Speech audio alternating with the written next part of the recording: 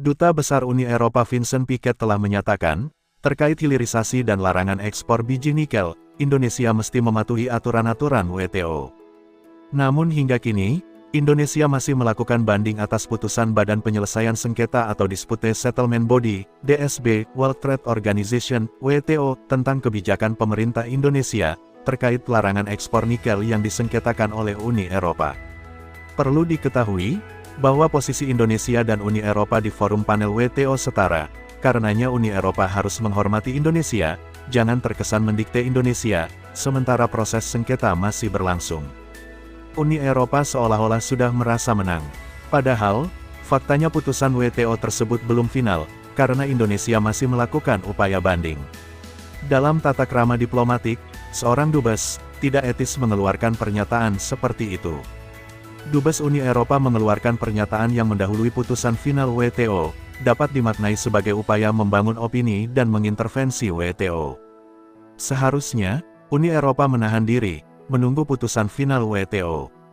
Jangan sampai proses sengketa yang sedang berjalan di WTO, direduksi oleh narasi propaganda Uni Eropa, yang mengandung pesan menyudutkan Indonesia. Kami berharap WTO bersikap adil dan tidak terpengaruh oleh upaya agitasi Uni Eropa. WTO harus bersikap imparsial dan netral, dengan memberikan kesempatan yang setara kepada setiap negara anggota dan badan dunia yang bersengketa. Uni Eropa mestinya menghormati posisi Indonesia sebagai tuan rumah, atau pemilik kandungan komoditas nikel terbesar di dunia, di mana saat ini sedang membangun ketahanan ekonomi nasionalnya, salah satunya berupa pengelolaan komoditas nikel di dalam negeri melalui program hilirisasi pengelolaan sumber daya alam yang sedang berjalan. Indonesia sangat memahami bahwa era ini perdagangan antar negara sangat terbuka, tidak lagi mengisolasi diri melalui sistem ekonomi tertutup.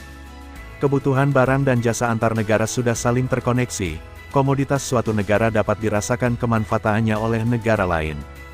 Tetapi, untuk saat ini, Indonesia terkait dengan pengelolaan dan pemanfaatan nikel masih fokus di dalam negeri, tidak untuk ekspor. Setiap negara di belahan bumi ini, pasti mendahulukan kepentingan nasionalnya, dan membangun kemandirian ekonomi domestik terlebih dahulu. Uni Eropa seharusnya menghormati kepentingan dalam negeri Indonesia, ungkap Fajar. Pengurus Pusat Asosiasi Penambang Nikel Indonesia, APNI, mengungkapkan bahwa kebijakan pemerintah Indonesia tentang moratorium ekspor nikel, sejalan dengan kepentingan nasional dan aspirasi rakyat. Rakyat telah merasakan manfaat dan efek berantai dari kebijakan nasional hilirisasi pengelolaan sumber daya alam, di antaranya, pertumbuhan ekonomi meningkat, khususnya bagi daerah dengan kandungan nikel melimpah. Program hilirisasi menopang pembangunan smelter existing sebanyak 82 smelter, berdasarkan data Kementerian Perindustrian RI. Dengan rincian 35 sudah beroperasi, 30 tahap konstruksi, dan 17 tahap feasibility study, mayoritas berada di Sulawesi dan Maluku Utara. Uni Eropa tidak boleh mengabaikan situasi ini, bahwa ada kepentingan nasional Indonesia lebih besar dan prioritas, sehingga pengelolaan nikel masih bertumpu di dalam negeri, tidak diekspor. Presiden Joko Widodo memastikan pemerintah Indonesia akan mengajukan banding, atas kekalahan dalam sengketa dengan Uni Eropa di Organisasi Perdagangan Dunia, WTO, terkait kebijakan pelarangan ekspor bahan mentah nikel. Presiden menegaskan Indonesia tak akan menyetop kebijakan hilirisasi terhadap nikel dan kekayaan alam lainnya. Bahkan, setelah larangan ekspor bahan mentah nikel yang diterapkan sejak 2020, dia mengatakan pemerintah selanjutnya akan melarang bahan mentah bauksit. Setelah itu, bahan-bahan yang lainnya, termasuk urusan yang kecil-kecil, termasuk kopi. Usahakan jangan sampai diekspor dalam bentuk bahan mentah, kata Presiden. Kebijakan ekspor bahan mentah yang telah berlangsung selama puluhan tahun, katanya, tidak memberikan manfaat maksimal bagi Indonesia. Padahal, menurut dia, Indonesia memiliki kekayaan alam berupa bahan pertambangan, pertanian hingga perkebunan yang melimpah.